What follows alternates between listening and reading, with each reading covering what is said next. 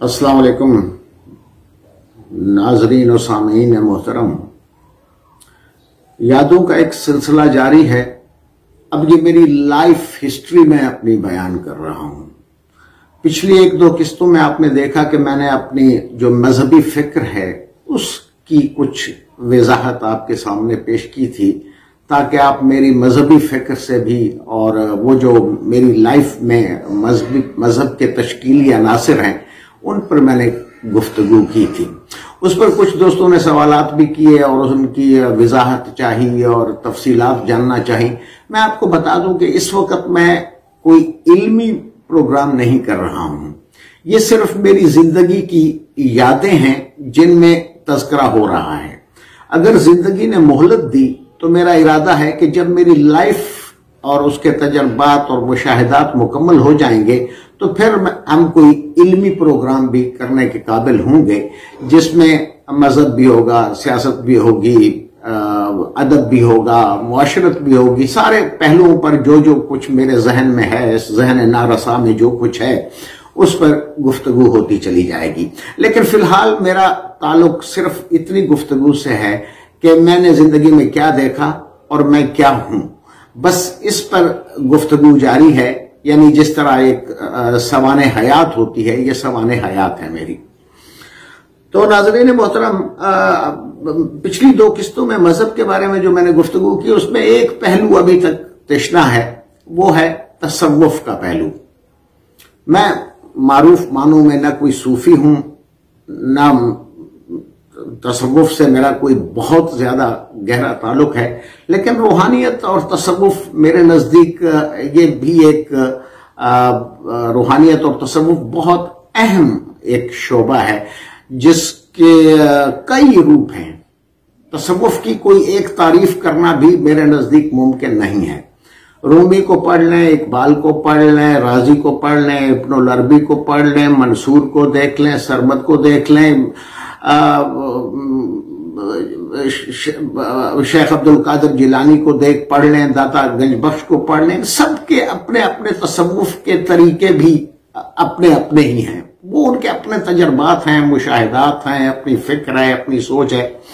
ये मैं आपको बताऊं कि मैं सिर्फ तसव्वुफ के हवाले से ये बात, मैं इसका कायल हूं कि तसव्वुफ भी एक बड़ा अहम शोबा है। अब बाज हजरात इसका बिल्कुल इनकार करते हैं, बाज लोग सरासर इस पर यकीन रखते हैं और ये पीरी मुरीदी का सिलसिला भी इसमें है। बड़ी बड़ी खानकाहें भी हैं, दरबार भी हैं, दरगाहें भी हैं, खानकाही निजाम भी एक अपना वजूद रखता था, आज भी किसी न किसी शक्ल में मौजूद है। तो मैं ये बताना चाहता था कि मैंने तसव्वुफ का एक बुजुर्ग मौलाना अल्लाह यार खान गुजरे हैं। ये भी एक अजीब सिलसिला, वो सिलसिला नक्शबंदिया, अवैसिया नक्शबंदिया के सिलसिले के आदमी थे, शख्सियत थे। इंतकाल हो चुका है अब उनका, लेकिन उनके ये जो मौलाना अकरम आवान साहब का नाम तो आपने यकीनन सुना होगा, वो खासे मारूफ थे, वो भी उनके खलीफा थे। और मेरा जिस सिलसिले से ताल्लुक हुआ उसमें एक मेजर अहसन बेग साहब हैं और कोयटा में मौलाना अब्दुल गफूर साहब हुआ करते थे। उनका इंतकाल हो चुका है, बहुत नेक आदमी थे। उनके तवस्सुत से मेरा भी इस सिलसिले से एक वास्ता हुआ। अब मौलाना अल्लाह यार खान, ये जो अवैसिया सिलसिला है, इसमें कहा जाता है कि फैज बजरिया रूह हासिल किया जाता है। तो मौलाना अल्लाह यार खान का अपना उनके बकौल कि उन्होंने एक अपने उनके जो मुर्शिद थे वो उनसे 400 साल पहले इंतकाल कर चुके थे और उन्होंने उनकी गोया उनकी कब्र पर बैठकर मुराकबा किया और वहां से फैज हासिल करके फिर उन्होंने सिलसिला नक्शबंदिया को असर नौ जिंदा किया। ये जितने भी अवैसिया सिलसिले हैं ये हैं तो बजरिया रूह ही।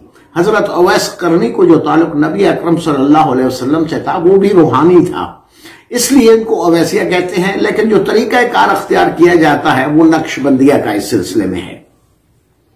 और भी अवैसिया के बहुत से सिलसिले हैं। तो इस सिलसिले में ये था कि मौलाना अल्लाह यार खान साहब خود روحانی بیعت کروایا کرتے تھے لوگوں کو حضرت نبی اکرم حضرت محمد مصطفیٰ صلی اللہ علیہ وسلم خاتم النبیین کے دست مبارک پر۔ مجھے تو یہ سعادت حاصل نہیں ہوئی، لیکن بہت سے لوگوں کو وہ اس طرح سے بھی کرواتے تھے۔ خیر، یہ تو ایک ان کے سلسلے سے جو میرا تعلق تھا۔ اس دوران میرا صرف ان سے نہیں بلکہ میری ایک آپ اسے کمزوری کہہ لیں، میں تقریباً پاکستان کے تمام درباروں پر اور مزاروں پر میں نے حاضری دی ہے، لیکن میں نے کبھی نہ میں نے لوگوں کو وہاں سجدے کرتے بھی دیکھا ہے، میں نے لوگوں کو قبروں کو چومتے دیکھا بھی ہے۔ چوم تو خیر میں بھی ایسے کر کے چوم لیتا ہوں، لیکن سجدہ کرنا یا ان بزرگوں سے کوئی چیز طلب کرنا، یہ میرے سوچ کے مطابق تو درست نہیں ہے۔ لیکن ایسا بھی ہوا ہے کہ میں اگر جاتا ہوں مزارات پر تو میں صرف یہ دعا کرتا ہوں کہ یا اللہ اگر یہ تیرے نیک بندے تھے، میں نہیں جانتا کہ یہ تیرے نیک بندے تھے، بزرگ تھے، ولی اللہ تھے، ولی کامل تھے، صوفی تھے، کیا تھے، لیکن اگر یہ تیرے نیک بندے تھے تو ان کی قبر پہ ہمارا آنا قبول فرما لے اور ان کے توسط سے ہماری حاجات کو بھی پورا فرما دے۔ تو یہ ایک قسم کا واسطہ میں دیتا ہوں، کیونکہ نیک لوگوں کے بارے میں یہ ہے کہ قیامت کے دن ایک تو مقام محمود ہے جو حضرت محمد مصطفیٰ صلی اللہ علیہ وسلم کو عطا کیا جائے گا، اور ان کو شفاعت کا اذن دیا جائے گا اللہ کی جانب سے، اور وہ اپنی امت کے حق میں شفاعت کریں گے تو لوگوں کی بخشش ہوگی۔ لیکن کچھ روایات میں یہ بھی پتہ چلتا ہے کہ اللہ تعالیٰ بہت سے نیک بندوں کو بھی اذن عطا فرمائے گا کہ ان کے ساتھ جو جماعت ہے یا ان کے جو لوگ ہیں یا ان کے جو عزیز و اقربا ہیں ان کے حق میں بھی وہ شفاعت کر سکیں تو انہیں بھی جنت میں داخل کر دیا جائے گا۔ خیر، یہ تو ایک تصوف کی میں کوئی یہاں عام طور پر پنجاب میں نے دیکھا ہے، خاص طور پر لاہور میں، کہ یہ بابا لوگ بڑے مشہور ہیں۔ بابا انہیں کہا جائے، بابا مثلا اشفاق احمد، خاص طور پہ اشفاق احمد صاحب نے، ممتاز مفتی نے، ان لوگوں نے، واصف علی واصف صاحب نے، ان لوگوں نے بابا کے لفظ کو بڑا معروف کر دیا۔ میرے نزدیک تو بابے جو ہیں ان کو ڈھونڈنا، شاید اگر آپ کے نزدیک بابے کی کوئی خاص ڈیفینیشن ہے تو وہ میں نہیں جانتا، لیکن اتنا مجھے پتا ہے کہ بابے بہت سے آپ کو ہر جگہ مل جائیں گے۔ یہ بابے کون ہوتے ہیں؟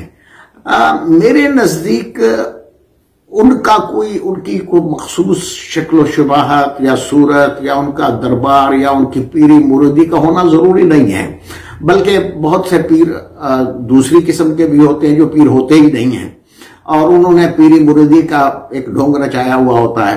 لیکن یہ میں ضرور جانتا ہوں کہ عام ضروری نہیں ہے کہ وہ بابا متشرح ہو اور اس کا لباس اور اس کی کیفیات سب سے آپ کو وہ لگے۔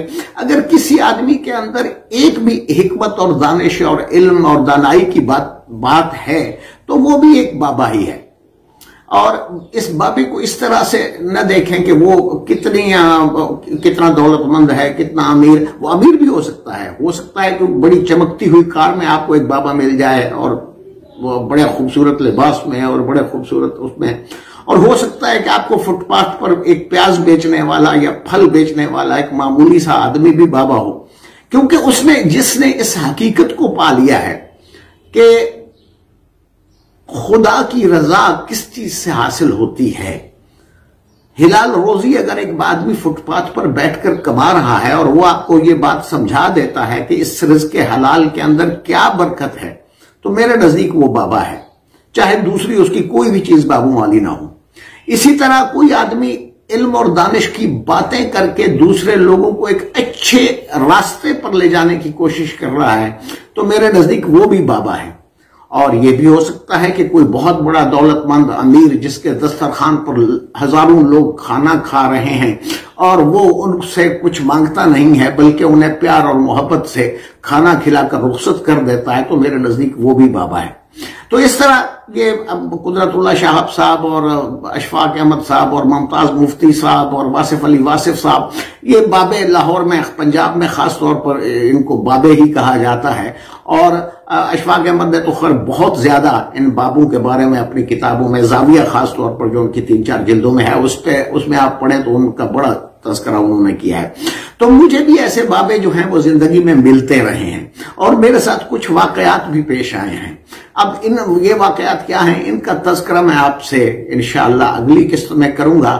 یہاں اجازت دیجیے، اللہ حافظ۔